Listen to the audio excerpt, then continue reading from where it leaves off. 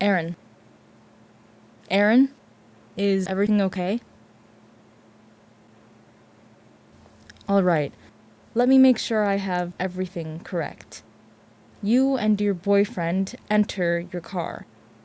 A man you don't know with a gun emerges from the back seat and demands that you drive to an isolated location. You get there. It's a small shed, you think. He kills your boyfriend and hits you with something that renders you unconscious. You wake up on the side of the road and happen to see an officer driving at the time. Yes, that's right. This shed, do you have any idea where it could be at? It was dark. We didn't drive on a busy road for very long before we were on a long empty one. It went on for miles. Your boyfriend, do you think he was buried near the shed, or was he... I don't want to think about where he's buried. Alright, it's alright. How about we stop for today? You might remember more after some sleep.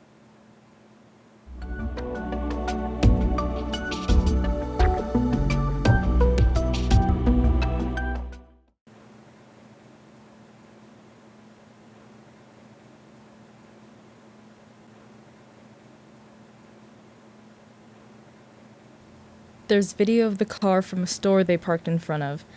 Erin and her boyfriend enter the car first. Then, 2 minutes later, another male enters through the back doors. I went through Ryan's social media account.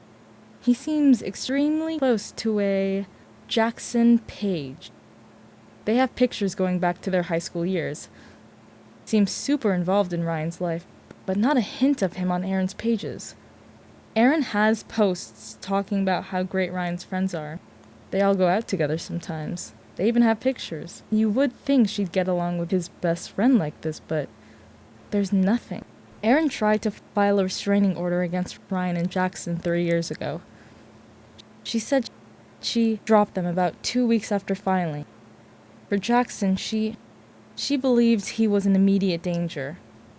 She claimed in the order that he sexually assaulted her. There was no officially filed report for it. Whether or not there was a filed report, it should have been investigated. An accusation and a restraining order are a bad mix. Now I think what happened on the 10th had been building up long before then. I'm scared about what else I might find.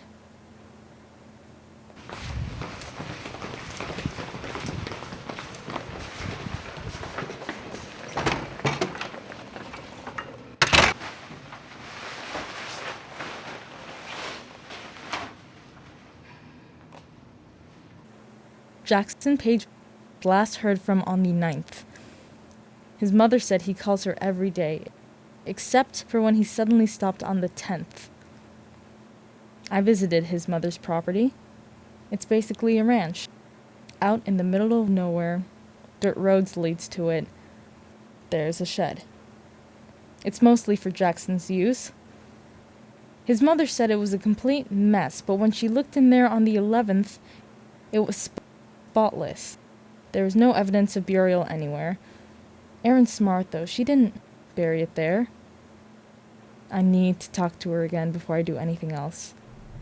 I talked to Jackson's mother, and I went to her house.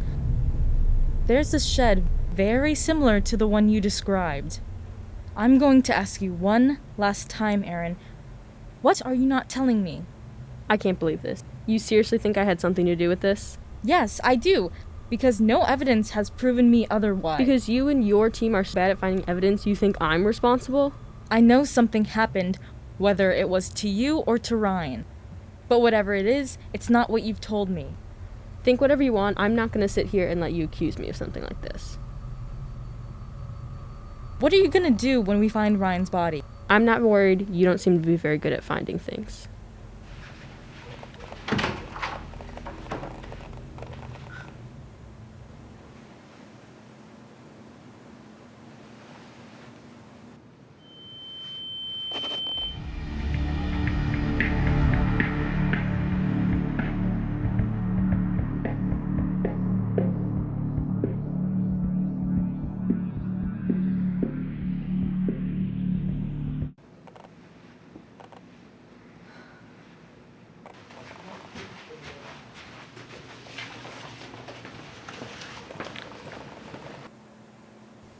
I found it in Aaron's closet. I had to get to it before they got rid of it. It's for everything except the murder, just how to get rid of the bodies and any suspicions. I've never seen anything so thought out. There's tons of evidence here that links Aaron to the murder of Ryan and possibly Jackson.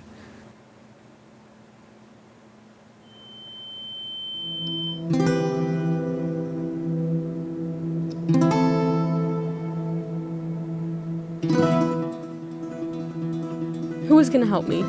All I had was myself. But who am I to decide what happens to you? You wouldn't be the first.